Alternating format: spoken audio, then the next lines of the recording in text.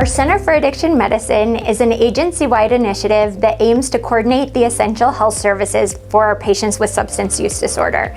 So we partner with all of the clinical programming across the vast Denver health system to try to make it as easy for patients as possible to enter our system and receive the treatment that they want and need when they're ready. We call this the no wrong door approach. So when someone comes into the emergency department or their school-based health center, they have the opportunity to be screened, and if they have a substance use disorder, be linked into treatment if and when they're ready. When we started the Center for Addiction Medicine, we did a strategic planning process that highlighted several focus areas that will guide our work long into the future. You're going to hear about some of those focus areas today from the leaders that are doing that work. It's impactful for me to work with the Center for Addiction Medicine because I really enjoy taking data and applying it to public health and clinical practice, especially for such a vulnerable community. I enjoy seeing patients in the clinic.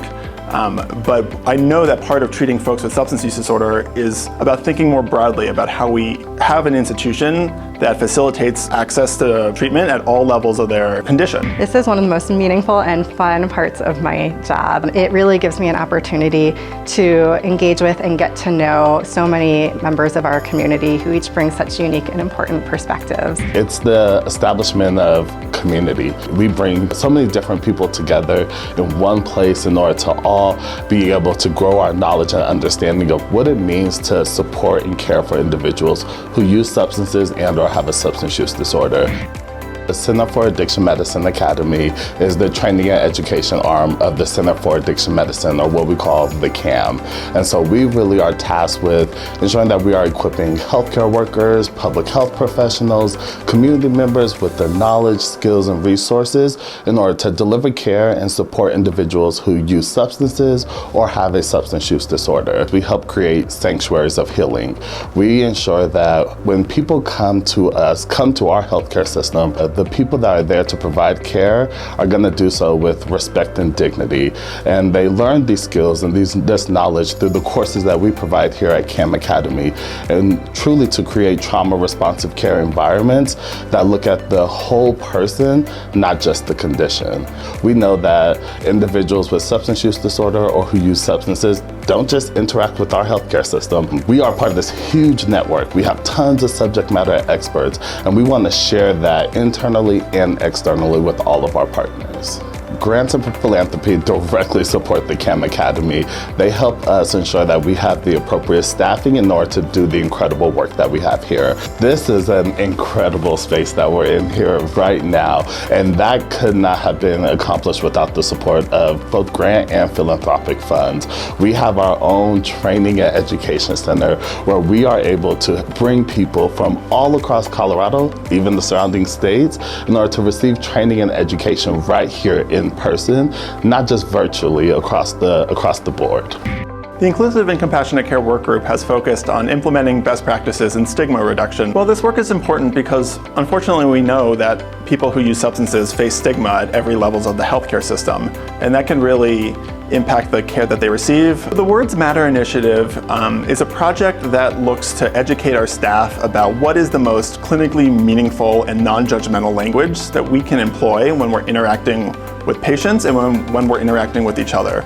We know that certain words in treating folks with substance use disorders carry a lot of negative biases. And even among well-intentioned, well-trained healthcare clinicians, we see that exposure to these words can change the clinical decisions that we make into something that's more punitive. So this is a really helpful tool to be able to advance our care, is to use words that are clinically meaningful, that are respectful for patients, and are non-judgmental. When I'm interacting with a patient, I might say that someone uses substances rather than is an addict. I like to use language that is person first. So, a person might have a condition or might have used substances, but they themselves are not that condition. Their lives can extend well beyond that. Well, grants and philanthropy have allowed me to dedicate administrative time specifically for the Words Matter campaign in my work with the Inclusive and Compassionate Care Work Group.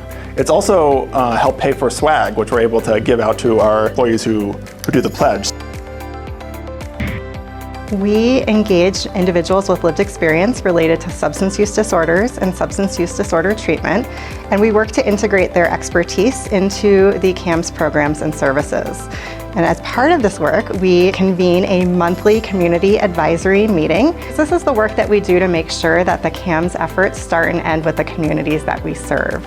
And we know that this engagement of individuals with lived expertise is critical to designing programs and services that are going to be effective with our diverse patient populations and impactful. We've engaged an average of 25 folks with lived experience every month, and this has allowed us to create a community advisory network of over 125 individuals. They have let us know that their participation feels really meaningful. They've told us that they feel as if their expertise is really valued by the Center for Addiction Medicine, and that as a result, the things that the Center for Addiction Medicine is working on are really reflective of their experiences and needs.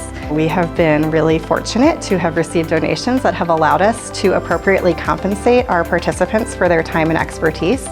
And it's also allowed us to reduce barriers to participation. And so we've been able to do things like provide transportation and food, which might have otherwise kept folks from being able to attend and participate. The Knowledge Management Work Group is the data arm. Our team pulls data from all over Denver Health, anywhere that a patient who uses substances may receive care, and summarize it all in order to look at broader patterns. One endeavor of our work group is to identify how engaged our patients are in substance use disorder treatment. Right now, we can quantify how many people have a substance use disorder at Denver Health, how many people are engaged in treatment for that substance use disorder, and how long they stay engaged in care. This can allow us to identify barriers to accessing, engaging, and staying in treatment, and to develop ideas on how to overcome those barriers. Grants and philanthropy have supported our work by allowing us to dedicate a portion of our time to developing groundbreaking and efficient data infrastructure necessary for supporting the Center for Addiction Medicine. Our Continuum of Care focus area is centered around creating streamlined processes to move patients between departments within Denver Health. So in such a large system as Denver Health, where we have services in the jails, in the community-based clinics, with the hospital, it's really important that we don't have siloed systems for substance treatment services. What we do is we bring these teams, clinical teams, together to say, how are you doing things in your department? How do we want things done in our department? How do we collaborate to make that as easy as possible? And the importance is really to make it as streamlined as possible so that regardless of who comes in and needs these services, the same process will happen in a really trauma responsive way for any of our patients. The majority of the funds come from local, state, and federal grants, as well as foundations and philanthropy efforts that come through our Denver Health Foundation.